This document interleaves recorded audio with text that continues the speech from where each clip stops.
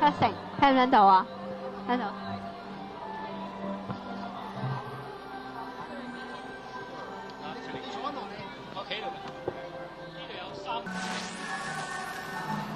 各位觀眾你哋好，我係文世昌。我而家呢個環境咧就係一個好嘈嘅環境嚇，係我哋農曆新年喺呢個 CNE 嘅慶祝我哋嘅猴年嘅一個環境。咁我哋今日咧就好高興咧請到一班年青人咧，就嚟到同我哋一齊傾下關於呢個農曆新年啊，作為一個中國人嘅大日子咧，同埋咧喺呢啲即係環境長大嘅年青人，佢哋點樣睇自己咧？佢哋覺得自己係加拿大人啦，定係中國人啦，定係海外華人咧？咁今日我哋咧就同我哋大家一齊分享下呢個經驗。首先我或者同大家介紹下今日出席嘅幾位嘉賓。方偉英教授咧就係多倫多大學嘅教授。Nico 咧就係我哋呢個加拿大一個海外使團嘅突破計劃，佢接觸好多年青人，佢同嗰啲年青人咧就係即係差唔多生活一齊。咁今日咧佢哋大家分享下佢點同年青人睇呢個問題。咁啊，譚潤娣咧，大家都好認識咧，就係佢亦都有好多同呢啲即係族裔嘅背景嘅人咧，大家分享佢哋嘅經驗啊，同埋分析佢哋嘅即係一啲唔同嘅背景啊咁樣。今日我好高興佢哋同佢哋三位同我哋咧，大家分析一下呢班年青人佢哋嘅經驗。Cherry Wu 咧就係喺呢度出世嘅，喺呢度大嘅。同埋佢有本書叫做《香港第一波》，咁呢本書咧就好快咧成為一個即係主流社會嘅一個大嘅舞台製作，一個戲劇。今日我哋會好高興請佢嚟同我哋傾下關於佢自己喺呢個細嘅城市或者細嘅鄉咧，我哋叫埠仔一個華人長大嘅一個經歷。咁今日我哋亦都好希望咧能夠同大家喺唔同背景嘅年青人一齊分享。咁跟住咧就係呢份 Jasmine 雜誌咧，一位負責編輯嘅人咧係 Jacqueline， 佢亦都從Terry 嘅經驗有呢個地方相似，就係佢呢度出世嘅。咁佢而家咧係一個好成功嘅女性啊！咁佢點樣克服呢啲咁嘅困難咧？咁我相信亦都可以同大家一齊分享下嘅。Jasmine Jacqueline。咁跟住咧有一位咧就係香港嘅，或者你起身同我哋講講，即係你個名係咩？Andy 啦 ，Andy 咧就同我哋咧可以傾下，佢咧就作為一個香港一個留學生佢可以講話咧就15歲嚟咗呢度噶啦，咁而家咧就係讀緊大學，咁佢亦都有唔同嘅經驗，佢同Terry可能咧好唔同，因為呢個係出世一個即係同埋家人一齊移民，咁佢嘅經歷係點樣咧？我哋大家聽我講。咁跟住咧，我哋亦都你講下你係。Kitty 咧都同Andy 有啲地方相似，就係佢咧10歲就嚟咗呢度噶啦，咁所以14歲嚟呢度，咁我哋睇下隔離呢位咧，佢真係10歲嚟咗㗎，佢喺度讀小學嘅，咁讀小學讀中學讀大學，甚至喺呢度出嚟做嘢，咁佢嘅經驗有咩唔同咧？咁樣呢位咧就係Andy 同埋Kitty 咧，三位咧都係嚟自香港嘅。咁佢哋嘅經驗咧，可能有啲地方同Terry 同埋Jacqueline喺度出世唔同嘅。咁我哋今日嘅時間咧就係主要係時間，我希望咧能夠盡量由佢哋去講佢哋嘅經歷啊。咁所以我哋或者呢個時間我先講下你。我想問下你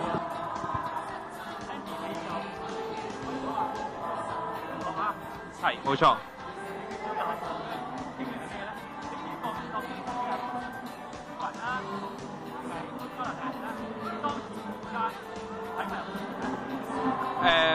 其實我自己嚟咗 Toronto 就都8年㗎啦。咁但係如果你問我自己係一個 Chinese 一個 Canadian 咧，我覺得喺中間有少夾雜咯嚇，因為我好明顯我係一個黃皮膚嘅人啦。咁但係因為我都係香港過嚟啦，香港其實都係一個幾 multicultural 嘅城市嚟㗎。咁細個都會受到譬如英國啊或者好多西方社會嘅思想嘅塑造咁樣啦，咁所以我覺得我只係一半一半咁樣咯。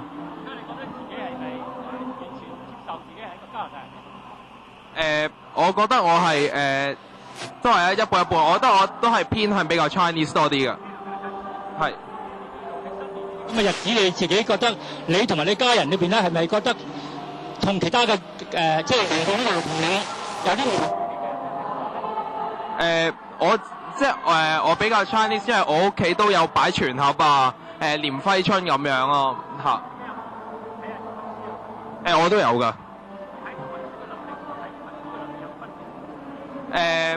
因為喺呢度都讀咗一段時間嘅書啦，咁自己喺課本上面都有多英文嘅出現咁樣，咁其實個難度唔會太大咯，嚇。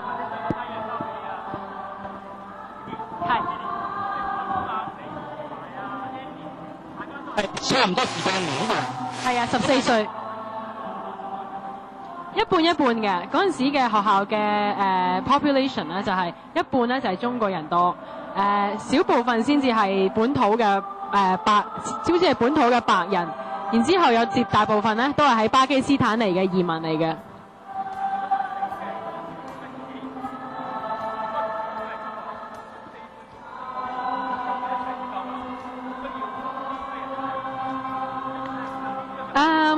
係唔會嘅，因為嗰陣時嗰個 population 咧係唔係好 mix 啊？中國人咧係自自然然自己係會同自己喺埋落埋一個小嘅圈子嘅。咁但係我嗰陣時，我覺得嚟到，既然我嚟咗啦，我嗰陣時係讀 grade 9嘅。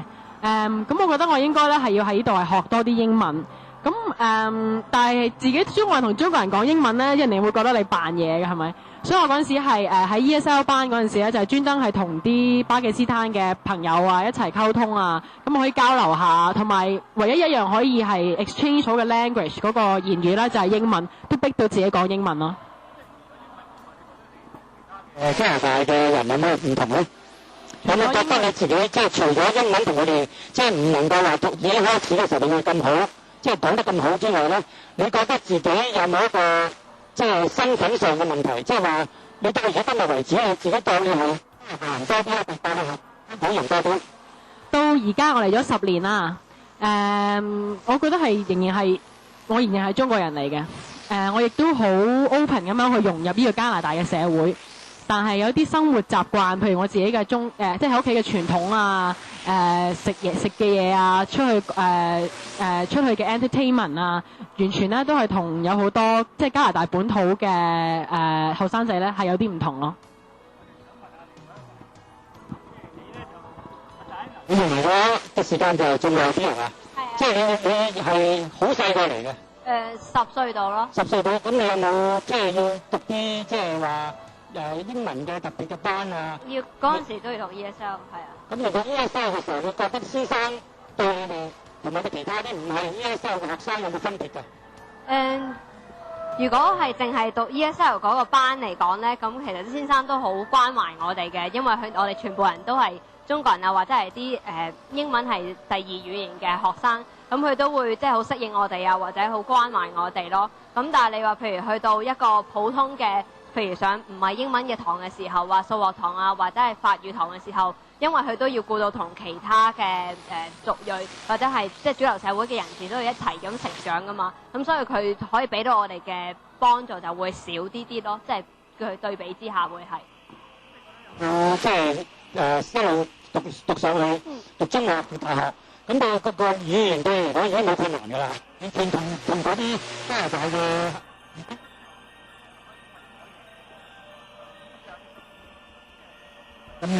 習慣啊咁樣，其實都會有嘅，因為即係始終都係我喺屋企嘅文化都係比較中國性啲嘅，咁所以有陣時佢哋講嘅，佢哋對有用好多 slang 嘅語言啊咁樣係會有分別嘅咯，咁可能佢哋用嗰方面係會冇佢哋咁好咯。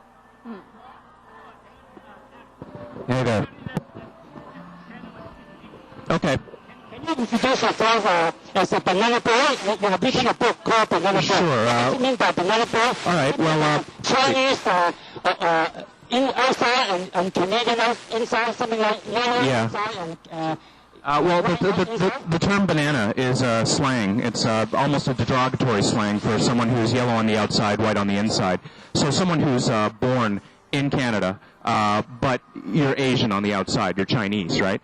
And overall, you don't belong to either group. You're neither really Canadian nor are you Chinese. Belonging to neither? Yeah, right now I'm a writer. You are neither Chinese nor Canadian? Yeah, when I was younger, I had a lot of fairly negative experiences with my identity, a lot of experiences with racism, and from both sides, actually, from both the Chinese side and the Canadian side. So, I'm nobody.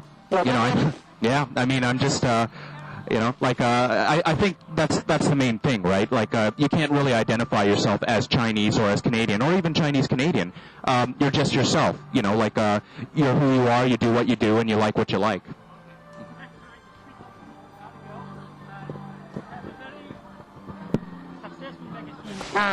Jasmine. Yes. And are you a banana girl or banana boy or whatever you like? Yeah, I guess I'm a banana girl. I was born in Canada.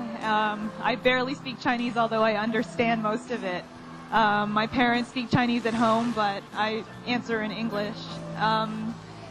Jasmine is the first magazine for Asian Canadian women. It is all in English because I think a lot of people do read and speak in English. Yeah, can I ask you a few more questions? Sure. You say that you are born here. I was. And you are raised as a Chinese kid, or you are raised by your parents who speak neither English nor Chinese? They speak both. They speak both. Yeah. So you are fortunate in a sense, yeah? I guess. Yeah, because Terry's parents speak only Chinese. No, they speak both. Yeah. So you are already third generation or the second generation. Second generation, and you are the... I guess first, because my parents came over from Asia in the 70s. So I guess I'd be the first generation. So do you have some other experience shared by Terry? That he said that he has nobody, and what are you? You are somebody, yeah? You must be somebody, because it's not. It must be a very important sort of contribution for such a magazine, huh? Yeah, I think I try to take the best of both worlds. Yeah. So rather than being nobody, I guess I'm some of everybody. How can you be take the best of both worlds? In what way? But for a long time, I never hung out with Asian people. All my friends were not Asian. It wasn't really till I started working on Jasmine that I came into greater contact with a lot of other Asian women. So I wasn't really into the culture. I don't know much about Hong Kong or who's popular in Hong Kong culture and that sort of thing. So do you think that the reason why you do not hang around with Chinese or Asians, is it an asset or is it a baggage? I wish I had hung out with more Asians when I was in high school. I feel like I missed out on a lot of relationships that I could have had much earlier in my life. I went to a high school that was very multicultural, and I didn't choose my friends based on whether they were Asian or not. But I feel like I should have known more Asians than I did. So you always regard yourself a Canadian, 100% Yes. Canadian. 100% Canadian, without any hindrance at all by your visible face. Well, I have no problem with the label Asian Canadian. I think it encompasses everything. So you are very positive. And Terry, you are more negative, yeah? In what way you are trying to share your experience with Jacqueline? Yeah? Well, I think as you get older, things change about your situation. And, by writing something like Banana Boys, I really dealt with a lot of my negative issues, like in the past. But, as things kind of change over time, you become more comfortable with yourself. And even though I consider myself neither Chinese or Canadian, it's not exactly right to say you're nobody. You're just yourself. Basically, you have to have confidence in yourself. You have to follow your own passions and your own ideals. And you can't let anybody tell you, basically, oh, you're not Chinese, or oh, you're whitewashed, or oh, you're just a banana boy. It's really up to you to basically define yourself. Can you tell us in some incidents how you come and how you become uncomfortable? If you are uncomfortable before, are you more comfortable now? I think there's always, as time goes on, you become a lot more comfortable. But there's always going to be things in Canadian society, for example, that pretty much remind you that you don't really belong here, whether it's a random sort of a piece of racism that's hurled on at you, like on the street, or going on TV or movies and only seeing stereotypical Asians, Asians who, cook or deliver food, or just kung fu artists or something like that, or even no Asians at all, like a good example would be a show like ER, it's in a hospital. There are hardly any Asian doctors there, and that's just kind of ridiculous, right? You don't need to have Asian doctors in every show, do you? No, but it's more realistic to actually have a lot of doctors. I know my mom wanted me to be a doctor, so, you know. Okay, let's try to go to the earlier generation. 譚潤大，我想問下你，但係聽完嗰兩班人啦，咁你覺得即係你個反應會點咧？第一個反應會點咧？即係嗱，一班人咧就嚟自香港嘅，呢兩位咧就喺度出世嘅，咁你又亦都接觸過其他人，你覺得佢呢班人有冇代表性啊？佢哋每一個人都有相當嘅代表性嘅，但係佢亦都即係好似 Terry 咁講啦嚇，其實最緊要都係點樣可以建立自己嘅對自己嘅自信心。咁當然因為加拿大移民社會咧，有好多時咧父母嗰一代嚟加拿大嗰陣時咧，已經其實有喺呢個文化嗰方面咧有相當嘅壓力啦。咁佢突然間亦都對自己嘅所謂中國人背景咧係敏感咗好多嘅。咁變咗佢哋對佢哋細路仔成長嘅過程嗰陣咧，期望係好大嘅。咁變咗好可能喺嗰方面咧，就同呢個細路仔，即係喺加拿大出世嘅細路仔咧，就好容易有一個代溝喺度。咁如果家長即係做父母嘅咧，譬如喺加拿大嘅做嘢經驗唔係好好好多辛苦嘅地方，但係細路仔學校讀書又淨係已經即係同嗰個父母嗰個經驗咧隔離得好犀利嘅。咁如果嗰度咧，即係喺代溝嚟講咧，係一個我哋可能即係華人社會咧喺呢方面唔係話好多會即係照顧到，即係等到呢個喺呢度出世嘅細路仔同埋移民嚟嘅父母咧係多啲溝通咯。但係有一樣問題即係咁啊，即係我哋所謂文化嘅問題啦。因為加拿大個社會同美國唔同啦嚇。加拿大成日都話我哋其實係好民主㗎，我哋唔會有呢個種族歧視㗎。其實就唔係，好似 Terry 話齋啦嚇，佢喺度出世，就算佢唔想好似所有喺呢度出世嘅其他白人細路仔咁嚇，人哋都唔會當佢係，因為佢係所謂有色嘅人種咁嚇。咁即係話咧，其實喺呢度出世嘅加拿大人華人都好啦，其實應該喺咧種族歧視嗰度都要加啲功夫落去睇一睇，唔係話表面化啦。表面化個都話係啊，我哋冇種族歧視㗎，我哋唔係好似美國咁樣嘅。其實就唔係，譬如學校又好啦，你做嘢嘅地方都好啦，種族係一個好大嘅問題嚟嘅。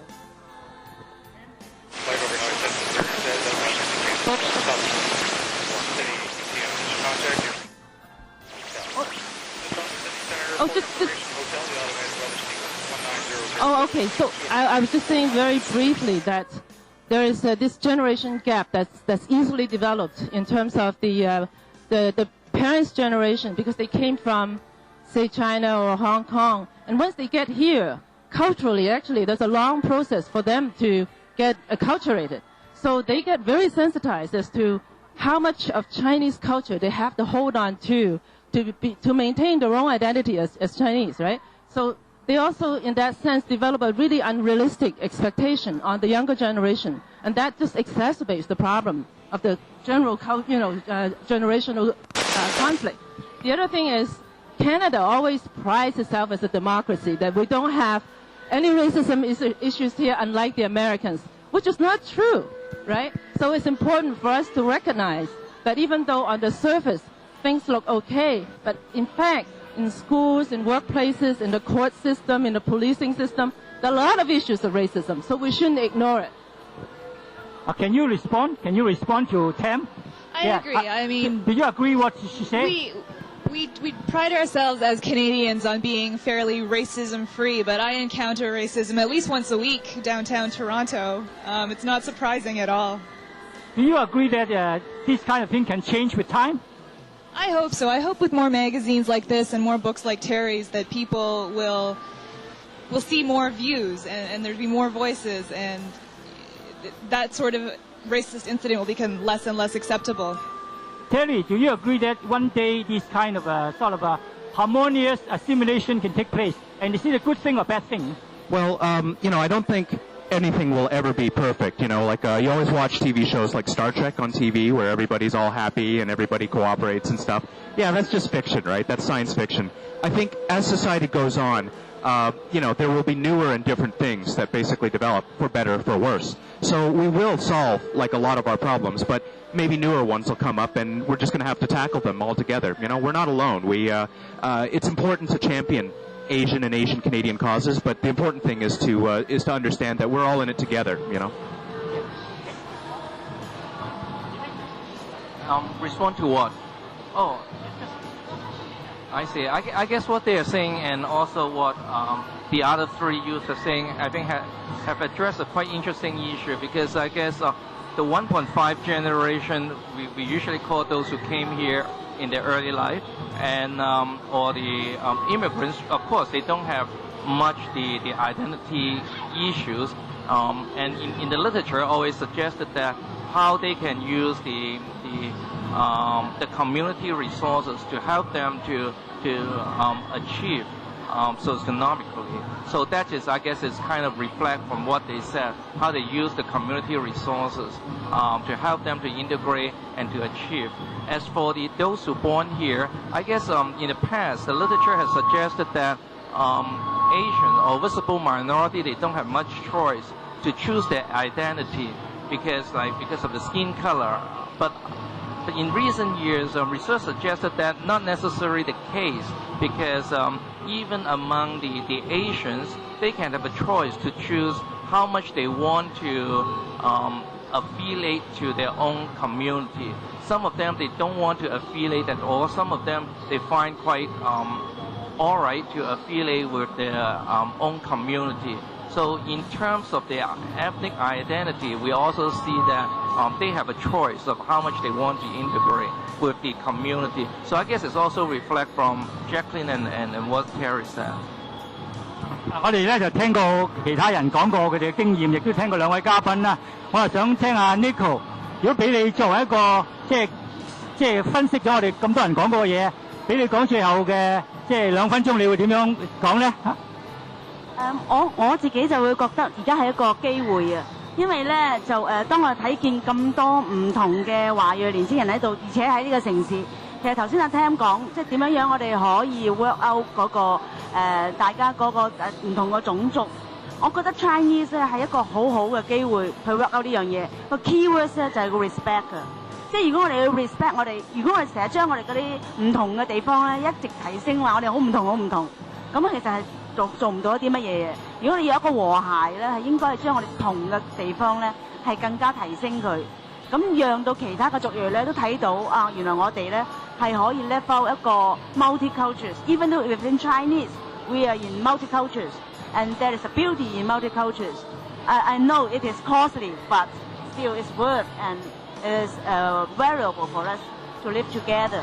所以我覺得唔單止淨係 language 咯，係好多嘢係 build up 咗我哋嘅，包括我哋嘅 family， 包括我哋嘅 history， 包括我哋嘅 cultures。咁但係呢個咧係我哋嘅強項嚟嘅，唔係我哋嘅弱項嚟。好多謝 Nicole。咁佢嘅觀點咧，我相信咧亦都係一啲比較 positive 嘅觀點，即係話我哋講緊呢個族裔問題咧，其實咧係一個選擇嘅，即係你可以留翻自己族裔嘅優點，亦都可以咧完全融入個社會。咁呢個究竟係咪呢個係一個神話咧，定係可以即係解決嘅問題咧？我哋休息一陣，再翻嚟同大家繼續探討呢個問題。咁你哋唔好行開啦喎，我哋好快又會再同大家繼續傾落去。拜拜。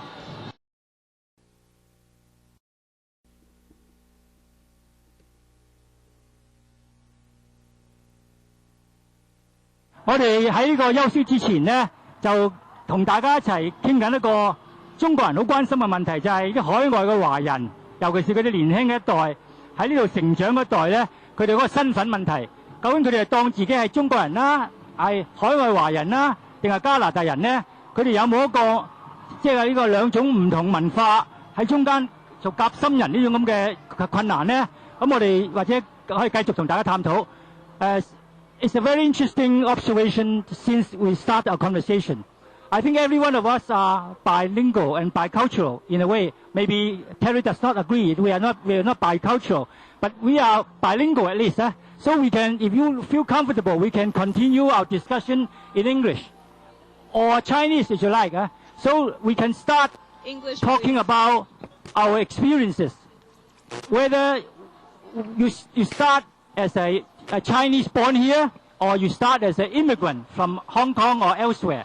Do you have any difference in perception, experience, and your final sort of critical analysis of your own identity? I can start with Terry again now.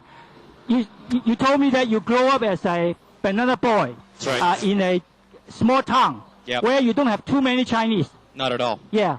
what does it mean? What does it mean when you grow up in a place where you have very few Chinese, so that you are not aware that you are different from anybody until you come to Toronto, until you come to a big city where you have so many Chinese. Do you find any difference between the two situations? Oh, a massive difference. I mean, where I grew up, it was really interesting because I did run into a lot of racism. I got beat up in the schoolyard quite often. It's really strange, though, because I had friends who grew up maybe 15 minutes away from me, and they didn't seem to run into any problems at all, So I guess it was kind of the luck of the draw. When you're younger, too, you don't really understand what happens, It's like, why are they teasing me? I wish I wasn't Chinese, stuff like that.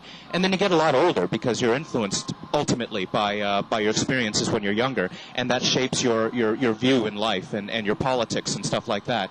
That's why I guess I feel the way I do about identity and about being Chinese or Canadian or neither. It's ultimately shaped by the experiences I've had when I was younger. And then when I did come to Toronto or go to school, I went to the University of Waterloo, and there were a lot of Asians. My first response is that, wow, there are definitely a lot of Asians. I've never run into this before. But, as time kind of went on, I realized that everybody has their own story and everybody has their own experiences, and we're all just people. And it's really important to basically reach out and understand other people, just like you want people to reach out and understand you, so we can move forward, I guess, in this world. How unique is your experience?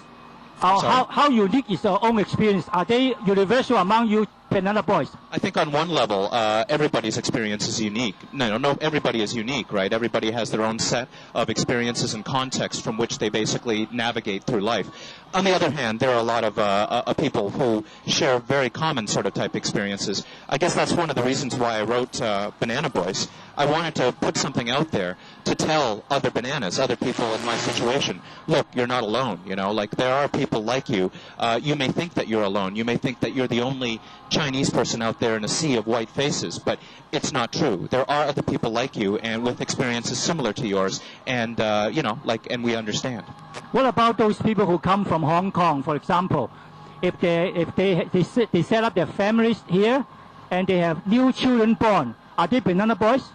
I think they're Banana Boys in a certain way. I think it's different in the sense that I guess it's difficult to kind of get together because you're all hanging out in your own groups. And I remember when I was in high school or university, a lot of people from Hong Kong, I just couldn't really relate to them because they weren't, some of them made fun of me because I couldn't speak Cantonese and that sort of thing. But as soon as you move on, you start meeting a lot more new friends, and a lot of my friends are from Hong Kong right now, and you start understanding that they have their own experiences, and we're all in this together, basically. We are all Asian in Canada, and we all share the same experiences. I tell you one experience before you respond. I have a son who was born in Hong Kong, educated in Hong Kong for his primary school, and then he went to England for about 5 years as a secondary school student and came here before he get into university in one of the schools here. They find that the Zhuxing, those people who do not speak Chinese, they gather together, and those from Hong Kong together in another place in the cafeteria, and those Caucasian they just gather around in different places. Is this possible even now? It's almost natural to gravitate towards people who are similar to you, who speak the same language and like the same things. But it's important because, we're not in a vacuum. We all exist among other people.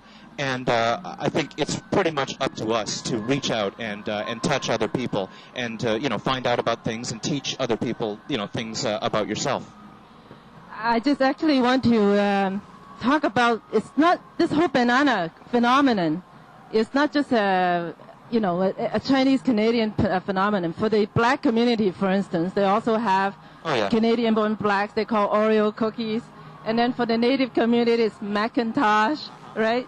Yeah, red on the outside of white. Like ABCDs. Yeah, exactly. So I think it's part of the problem, if you want to look at it negatively, that all visible minorities who are born in Canada, because Canada, 'sees itself as a white country, even though its policies since the late 60s and 70s, basically let in a lot of visible minorities like ourselves. But I think the historical origin of this Canada being more or less a white country still persists today in the media.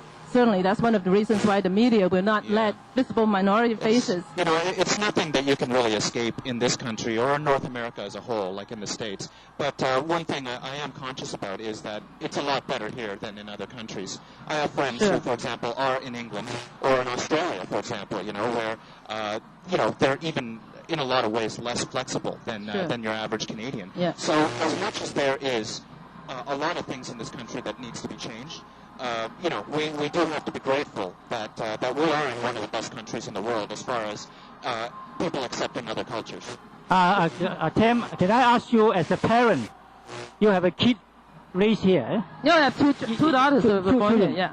And on top of that, I didn't marry a Chinese. Yeah. So I have another, situation that I have to deal with. So you are multicultural in a way, multicultural. How important is the role played by a parent here for kids like Terry and other people from Hong Kong? Well, I think in all situations, if you decide to have children, parents do have responsibilities, right? But of course, if you yourself, as I said before, depending on your situation, if you come here as an immigrant, of course, you have a lot of issues that you have to deal with yourself in terms of your own identity issues. So because I think there's a misconception that only Canadian-born Chinese have that issue. I think that actually all immigrants have that issue. Because I remember when I first came in 1970, at that time, Canada only recognized China, communist China at the time.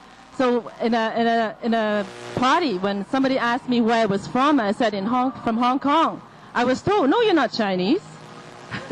So because for that person, only people from China were considered Chinese. And then Hong Kong itself, Hong Kong was a colony, and we were supposed to be totally westernized because we went to colonial, we underwent a colonial education system. So I was very conscious that I wasn't considered the real Chinese myself. So I actually had a bit of a shock when I first came. So I always like to tell my friends who came later, a lot of my high school friends came in the 80s when there were a lot of Chinese who came from Hong Kong. I think for them, of course, there were so many issues to deal with, the jobs, in terms of, the kids growing up, going to school and all that. I think a lot of times they just didn't even have the time or the attention to kind of reflect on what kind of difficulty they went through themselves. And that makes the situation very difficult. I think you're absolutely right in the sense that everybody who does happen to be an immigrant in this country does have their own issues.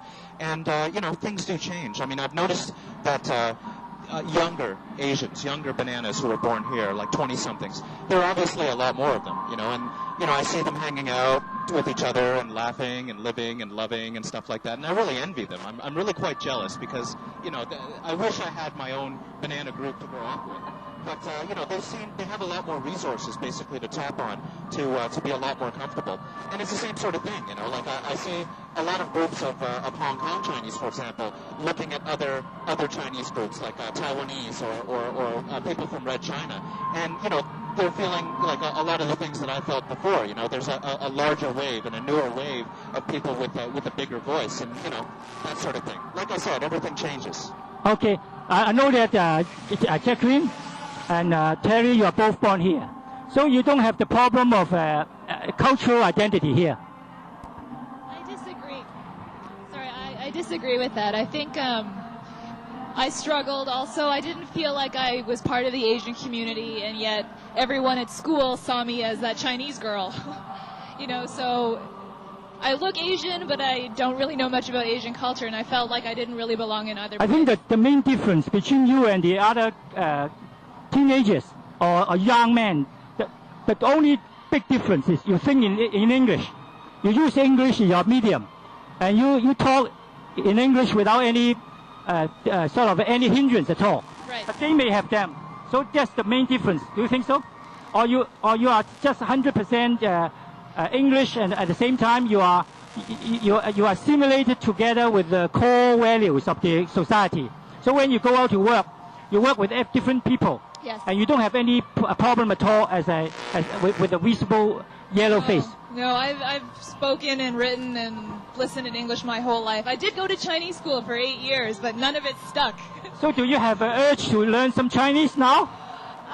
If someone taught me Cantonese, I would learn. But I'll teach you Cantonese. You teach me English, okay? Okay. Okay, let me try to the other three young men and young women. Do you think in Chinese now, or you think in English? Or you dream in English, or your dream boy is in English? I still think in Chinese values, but when I express, I can use both Chinese and English. I guess that is one of the opportunity and the advantage that we have that I'm precious on. So do you think that as a person working in Toronto now, your language ability, more than just English, is an asset or sometimes even as a disadvantage? Oh, it's definitely an asset, especially when we have so many Chinese immigrants coming either from Hong Kong, Taiwan, or many different places. Actually, having Chinese language is one of the assets that they're looking for on your resume. Okay, let's try Kitty. Yeah. Do you think in English or you think in Chinese now, or you are both? Huh? A little bit of both. Yeah. In what way? In what ways? I dream about things in Chinese though. You dream about things in Chinese. That means instinctually you are more Chinese than Canadian, huh? I would say a lot of my friends are CBC background, and they're really happy that I'm in their group. Yeah. It's kind of in between. I'm caught in between because my Fabi friends, which means the ones from Hong Kong, would think that, hey, you're more of a CBCN than us, because when I go to karaoke, I don't drink like them. I sing Cantonese songs, but I sing old Cantonese songs. I don't follow the trend. But when I go to the CBC crowd, they would think that I'm more of a Hong Kong pop culture side. So I think that what I have right now, it's the best of the two ends because I'm in the middle. So you're just like a fish that can swim in both waters, huh? Yeah. Are you okay now? 100% okay as a Canadian. Yeah. Okay, let's go to Andy. I want to know whether your early experience as a young kid from Hong Kong, do you encounter difficulties in language? On how can you overcome this? And do you still have problems, say when you are going to an interview or something like that? Do they regard you as not as good as the other Canadians here? Actually, when I first come to Canada, I also have a racism problem, like Kitty and Diana. I still have to go to the so-called ESL class, and I also go to the regular English class. And the education system is like be fair to everybody, right? And so the professor basically have to let everybody to speak out. And it's actually a nightmare for me to go to English class because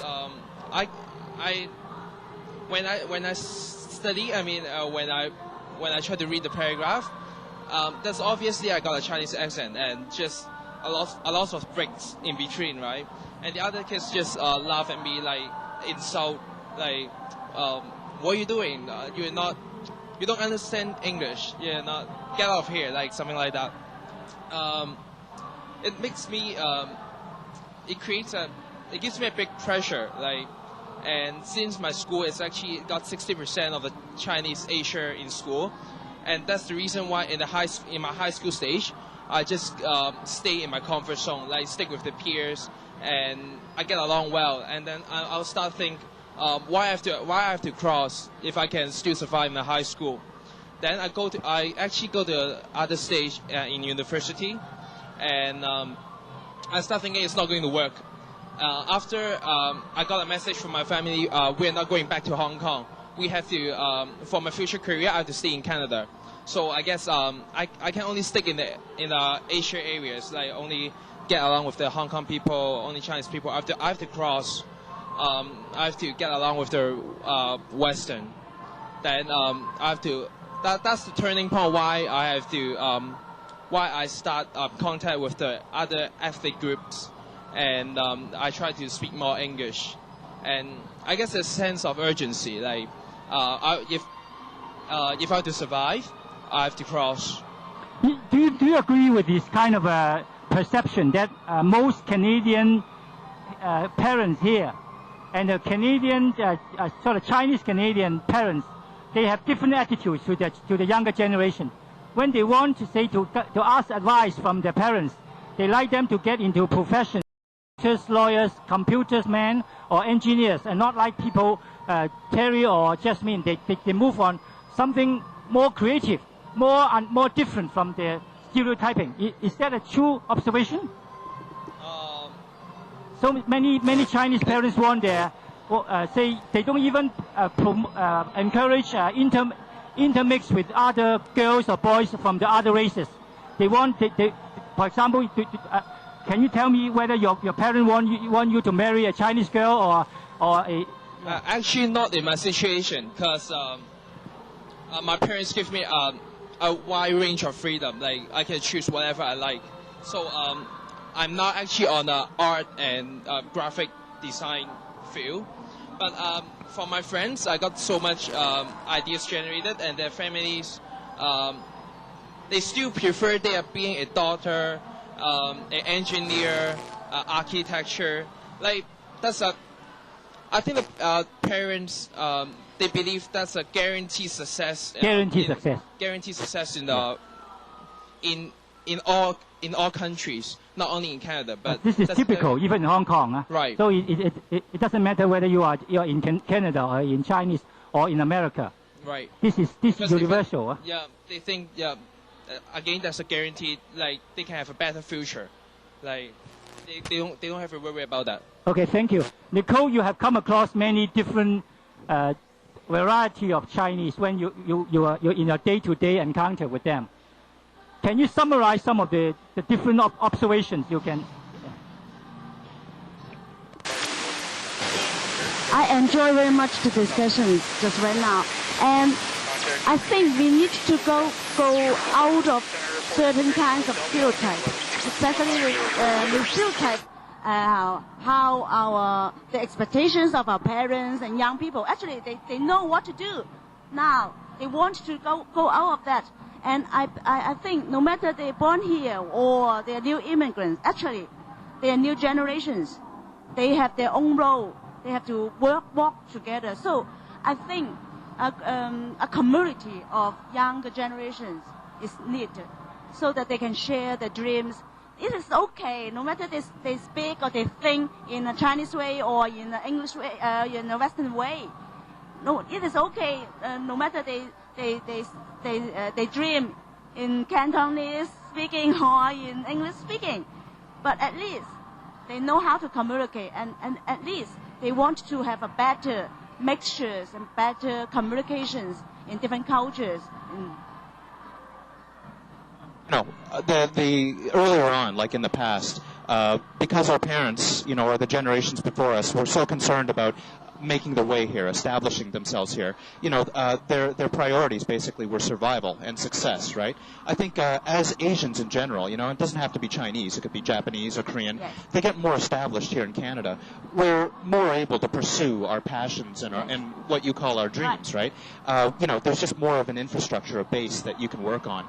I guess that's another reason why I really envy younger Asians as well, because I see so many of them and I meet so many of them, and they start off, writing or in art, or some are even dancers or athletes and stuff like that. And I guess it's just a lot easier. At the same time, I have to acknowledge the generations that came before me, basically to lay the foundations. You're right. In basically making sure that we're able to have a firm foothold in this society to basically do our own thing.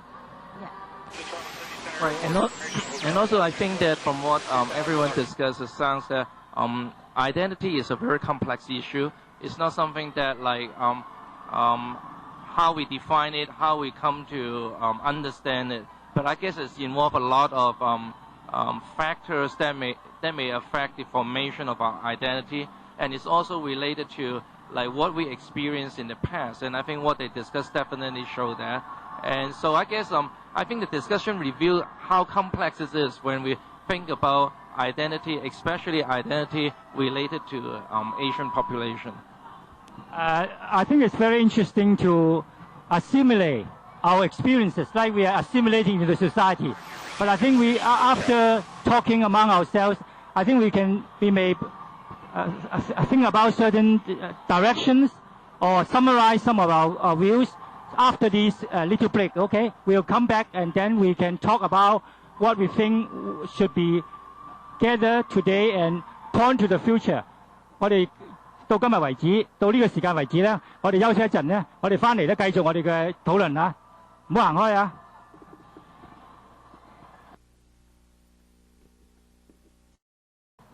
歡迎繼續收睇多倫多網上電視。今日我哋嘅話題咧就係我哋作為喺呢度華人咧，究竟我哋呢個咁嘅身份咧係中國人啦、華人啦、香港人啦，定係加拿大人咧？咁有好多人咧就對呢個問題咧好有興趣嘅。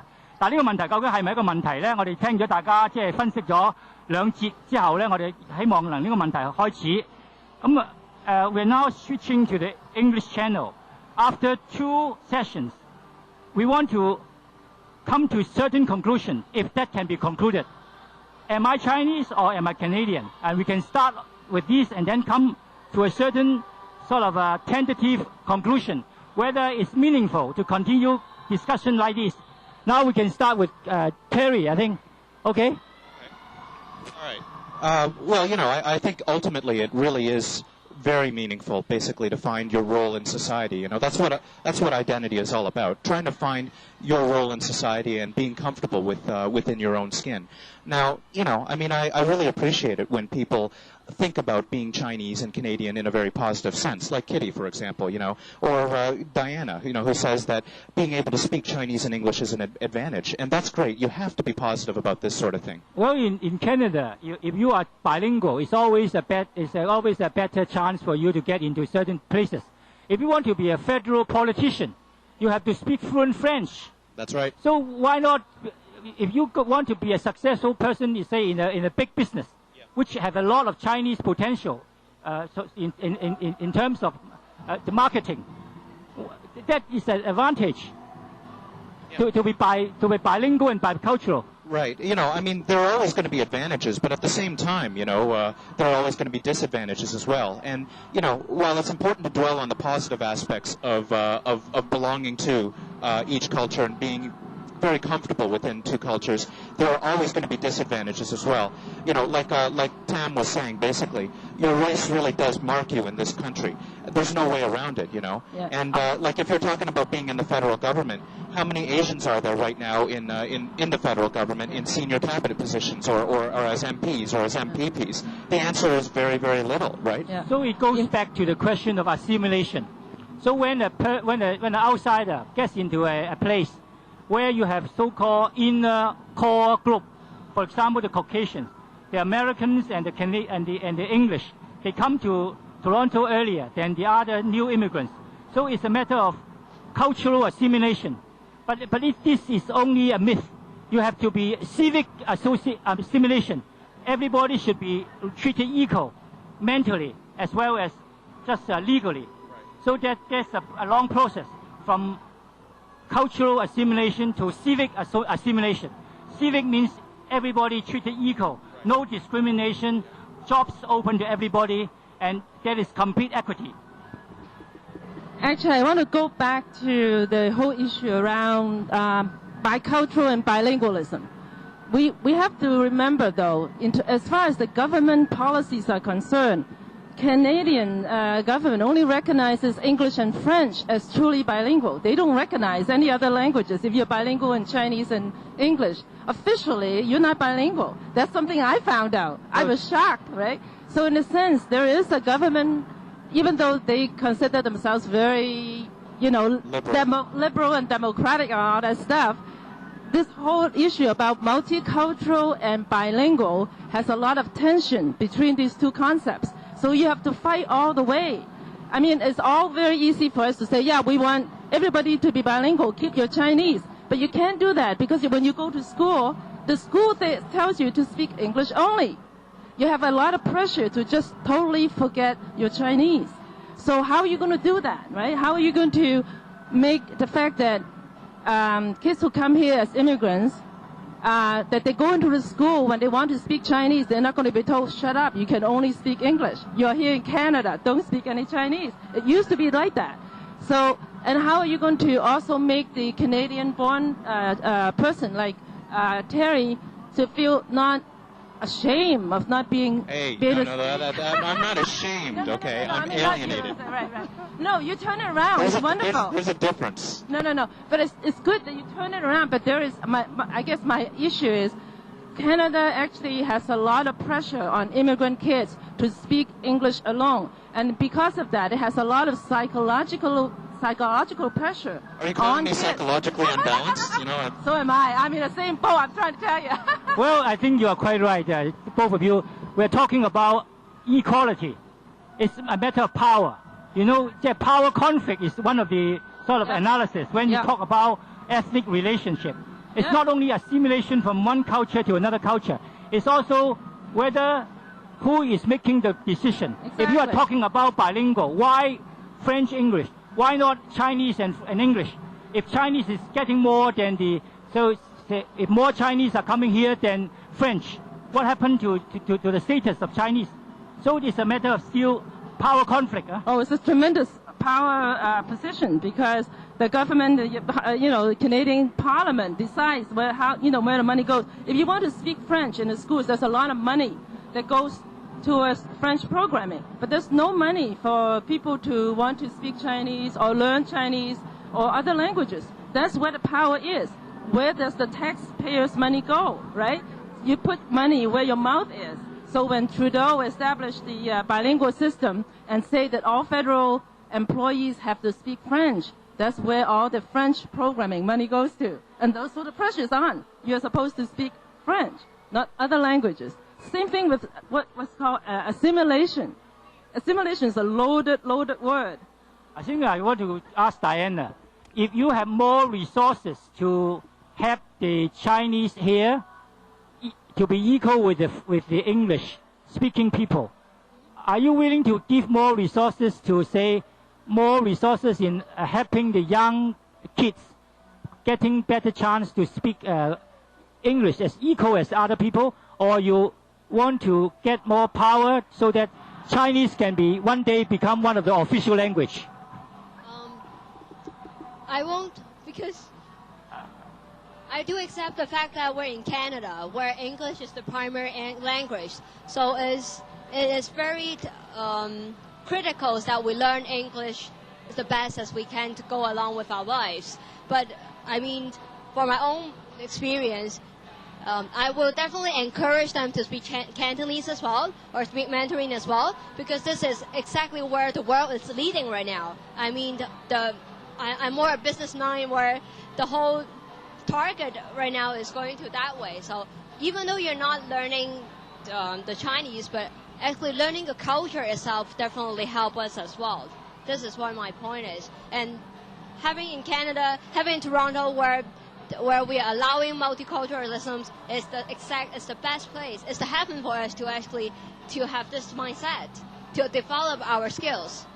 Is multiculturalism only a buzzword? Is multiculturalism only lip service? Or really you come across different cultures are treated equally now? Of course, we're still having culturalism as one of the problems. I mean, not Canadian as well, but I mean Hindus or Indians, they are expecting the same thing as well. But I guess living in Canada, we have to go along. We have to show them we're working very hard and to build, I mean, getting ourselves into a community, not fighting for whether Chinese can be official language. I think this is not the point. I think for every Chinese to actually go in the community to serve, to build it up is the main thing. Okay. Kitty, are you happy with the situation now, or you think the situation can be improved? Are you happy with the situation now, or can the situation be improved? Say, for example, if there is any cultural barrier, how can we get over the cultural barrier? It depends on the person, because there's always a majority of people who just want to be in the comfort zone, as Andy was saying. They don't want to change. They just come here. They want to be in this Chinatown. I have a lot of friends who just refuse to learn English because they thought that in one day I'll just go back to Hong Kong anyway. I don't need to even embrace whatever culture that is in Canada. there is, of course, another majority, a majority of group who would like to be a Canadian but never get accepted because language barrier, lifestyle differences, any other things. These are the things that we have to take little steps. Am I happy with the situation right now? I think it's fine as it is, but of course there are room for improvement a lot of times. But it takes a step for each one of us to move on in order for the whole community to expand. Can you give us some examples that you say that some students here, they don't regard their long-term career in Canada and they want to go back to Hong Kong and they don't think that learning sort of a perfect English is their target. How much is this kind of percentage? It seems to be a very it's a dangerous idea. Yeah.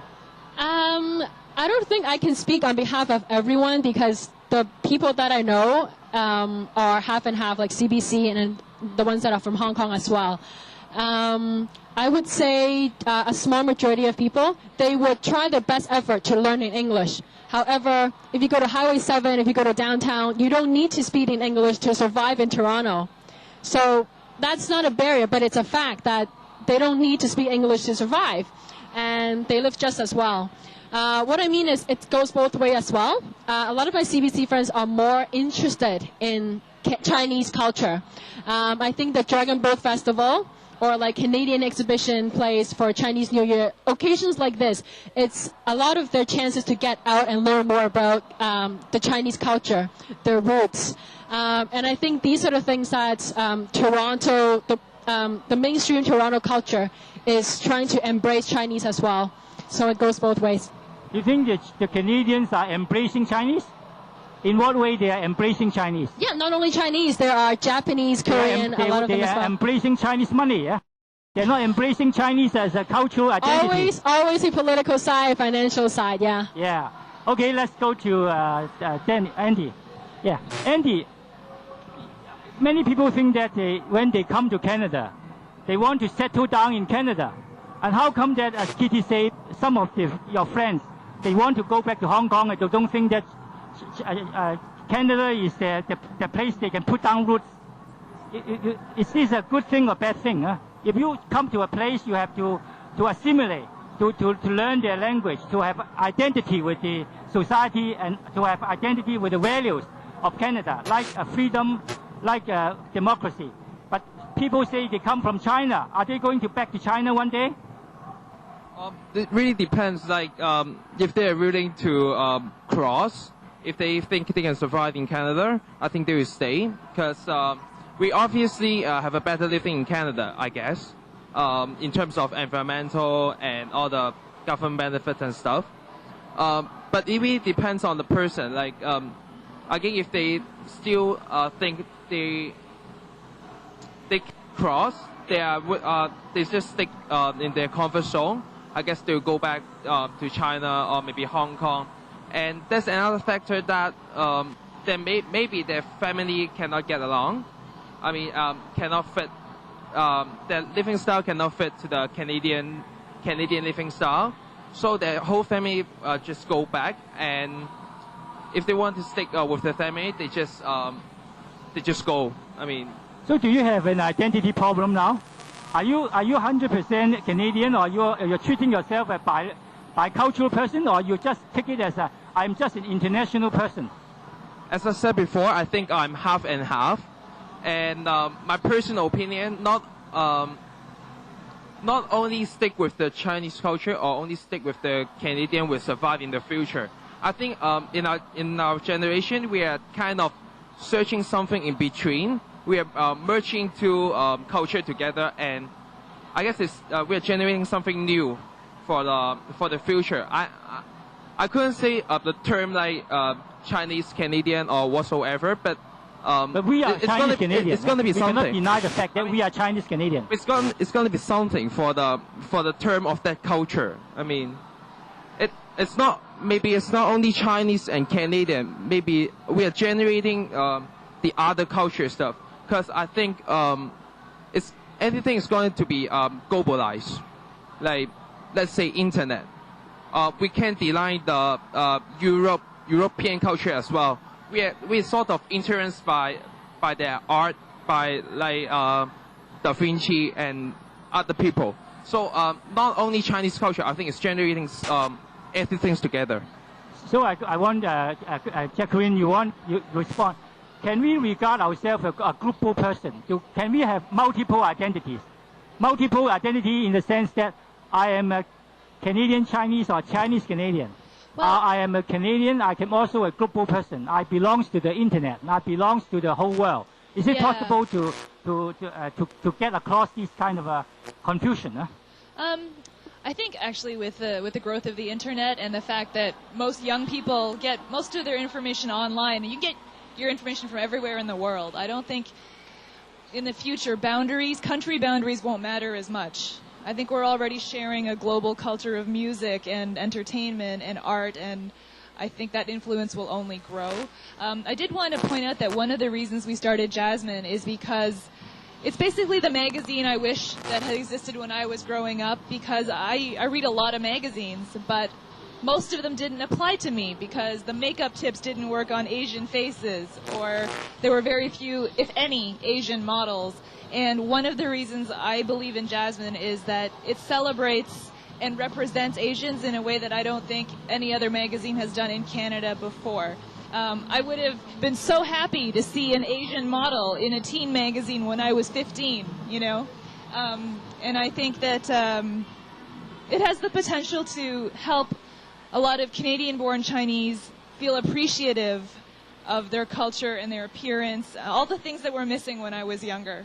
So the same can apply to Banana Boy. Yeah. Because when, say, Terry, you have a successful book, once you launch it, and then more people can write about their own experience. I think literature is just about their own experience. It depends on whether how good or how well the book is written. Yeah. And once this is accepted by the mainstream, say you get a market, then more people can be Amy Tan. Amy Tan is a gold mine. Yeah.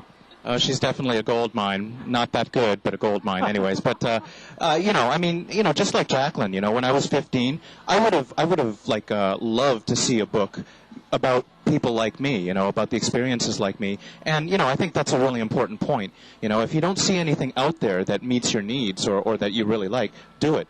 Do it yourself. It's your responsibility. Nobody else is going to do it for you. So, if you don't like the music out there, if you don't like what you're seeing on TV or in movies and stuff like that, there are no Asian faces, or if they are, they're all stereotypical.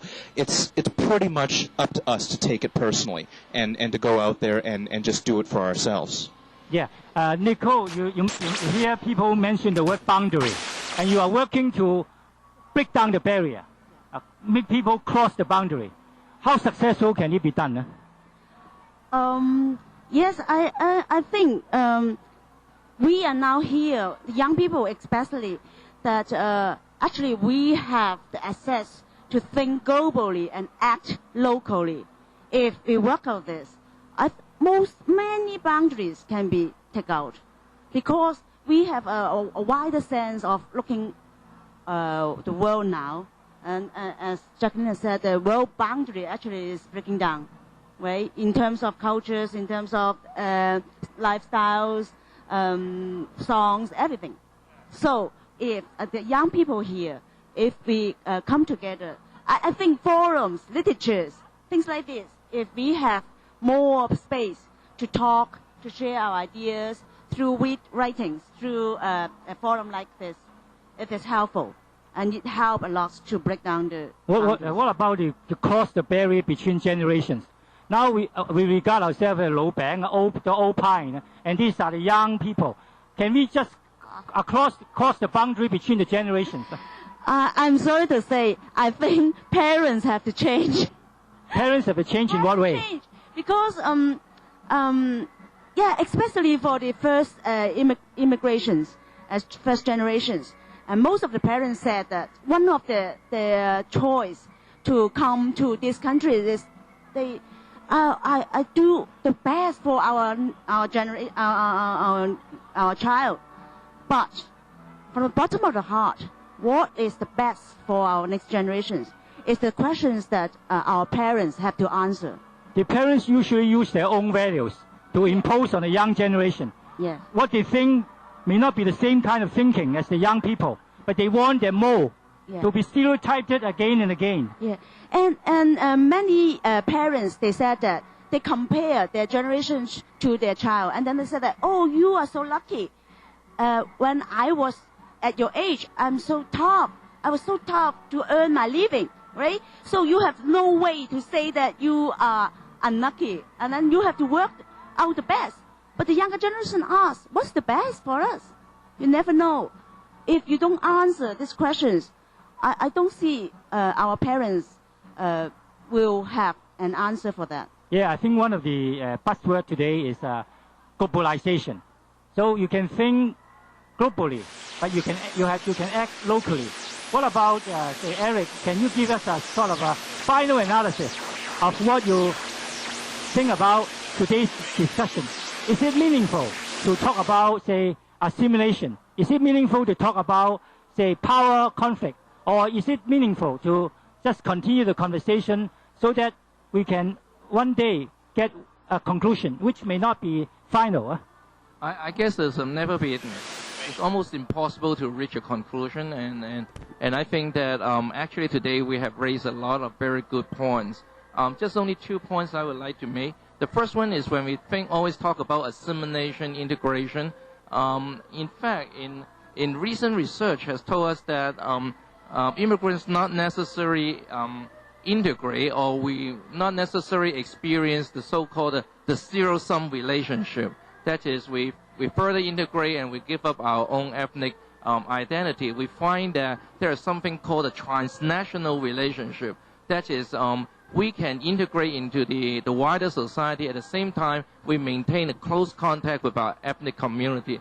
And in fact, sometimes the ethnic members are able to use the ethnic resources to help them in the process. So ethnic resources may not necessarily be perceived as negative. And the second point I would like to make is when I listen to that discussion, it's quite interesting because they always raise the issue that a new identity is emerging, or they're creating a new identity. I think that's something quite interesting because, in fact, when we always mention about the term Asian was the term just only has been used started in the 70s because of the civil rights movement in the state, that the Asian groups they start to realize that they have to pull together and to fight for their own civil right. So therefore, Asian as a term becomes very popular started in the 70s. So I guess it's when we think about our identity, is something always is emerging, is something that always changing and can be fluctuated. So it depends on the time. And you mentioned also the word integration. You think it's not necessary, it's not a mandatory thing to have everybody integrated into the core value of the society, or they can retain their own cultural background? Can this be one way to look at the problem, or is it a very negative way to say you can always remain your cultural identity as you are? You don't need to assimilate, you don't need to be integrated into the society as a whole. No, I guess you still think in a framework of assimilation, because I guess it's nowadays when we think about the new immigrants or the new generation, the way they behave in the society, not necessarily fully integrate. They integrate. Well, I would say that they fully integrate into the society, but at the same time, they also fully maintain their social network within the ethnic community. So what I'm trying to say here is that we see a much more complex situation. That is, they fully integrate at the same time in both ways, in the wider society as well as the ethnic community. 我哋而家或者轉一轉個頻道啊，即係因為就嚟呢個節目咧，就可以講話到尾聲咧，我都想大家咧用好短嘅時間，用幾句嘅中文講下你覺得即係今日嗰個題目嗰個意義喺邊度咧嚇？我覺得好嘅，永遠討論 ethnic identity 係一個好重要嘅 topic， 因為我諗每一個人都要 deal with 即係 identity 呢個 issue， 咁我諗多啲討論係好嘅。我覺得係大家如果係 base on 一個互相欣賞嘅咧個討論啊，同埋無論係寫嘢啊或者係講嘅話，都係帶俾我哋新一代一個出路。我覺得討論 identity 係一個好好嘅 issue 啦，因為係特別係 for 我哋呢個叫做no roots 嘅 generation 咧，無根嘅一代，其實一個好好去反思下究竟我哋 identity 係乜嘢，去幫助我哋喺前面條路點樣去行咯。覺得好幸運，因為喺多倫多呢一個即係多元文化嘅社會裏面咧，我哋係可以真真正正係容納到咁多個唔同嘅文化喺度。我覺得有呢個 topic 係好嘅，因為我哋可以令到大家認識到原來我哋真正係對緊呢一樣嘢係有重要性嘅，即係我哋就算係中國人或者 minority 都唔係俾人哋遺棄咗，咁係可以即係對我哋青年人或者好似佢哋話 no roots 呢一代咧係做一個提醒咯，都係。Jacqueline, can you summarize in 20 seconds what you want to say as a final word? I've always been comfortable being both Asian and Canadian, so and that's what Jasmine is about. It's about celebrating both. So I hope people will pick up the magazine and agree. Carrie, keep it short. All right. Well, yeah, okay. But I started off saying that I was nobody, meaning I was neither Canadian or Chinese. Obviously, that's not true. I think everybody is somebody, and I feel that I'm myself, basically. Being Chinese and Canadian, it will always be part of me, but it's my identity as opposed to one or the other. Tam, you have the final word. I'll give you a final word to conclude everything. No, I think today's forum is wonderful because we have, Jacqueline and Terry who were born here, and then Diane, Kitty, the others who came here as a young child, and then you and me and Eric are the kind of the immigrant generation. I think we should have more forums where even amongst ourselves it is a multi-generational discussion. It's great. I think she's saying is right because there's a lot of things that our generation has to change too, not just them. 我都覺得呢個咁嘅討論咧係好有意思，因為當我諗呢個題目嘅時候咧，我唔知道原來咧可以好豐富，而且我哋仲可以繼續落去嘅。咁而家就係今日咧，大家我哋恭祝各位新年快樂。呢個節目到呢度為止啦。我哋希望呢個咁嘅好有意義嘅繼續嘅呢個咁嘅討論咧，能夠喺我哋網上電視咧繼續討論落去。多謝大家收睇，多謝。